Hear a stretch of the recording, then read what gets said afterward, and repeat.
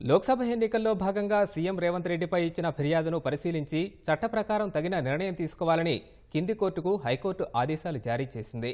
రేవంత్ రెడ్డిపై ఇచ్చిన ఫిర్యాదులోని అంశాల జోలికి వెళ్లకుండా జూలై 6కు వాయిదా వేయడాన్ని తప్పుపట్టింది. ఆ ఫిర్యాదును పరిశీలించి చట్ట ప్రకారం తగిన ఉత్తర్వులు జారీ చేయాలని ఆదేశించింది. లోక్సభ ఎన్నికల సందర్భంగా కొత్తగూడెంలో నిర్వహించిన సభలో రేవంత్ రెడ్డి నిరాధార ఆరోపణలు చేశారని, వాటిపై ఇచ్చిన ప్రైవేటు ఫిర్యాదుపై స్పెషల్ మెజిస్ట్రేట్ కోర్టు విచారించకపోవడాన్ని సవాల్ చేస్తూ భాజపా రాష్ట్ర ప్రధాన కార్యదర్శి కె వెంకటేశ్వర్లు పిటిషన్ దాఖలు చేశారు. పిటిషనర్ తరపు న్యాయవాదులు వినిపించిన వాదనలను సీఎం రేవంత్ రెడ్డి భాజపాపై నిరాధారమైన ఆరోపణలు చేసి ప్రజల్లో అనుమానాలు రేకెత్తించేలా ప్రసంగించారని పేర్కొన్నారు. 400 సీట్లు ఇస్తే రిజర్వేషన్లు రద్దు చేస్తారని, రాజ్యాంగాన్ని మార్చేస్తారని ఆరోపణలు చేసి పార్టీ ప్రతిష్టను దెబ్బతీశారన్నారు. ఆ ఆరోపణలపై మెజిస్ట్రేట్ కోర్టులో ఫిర్యాదు చేసినట్లు పేర్కొన్నారు.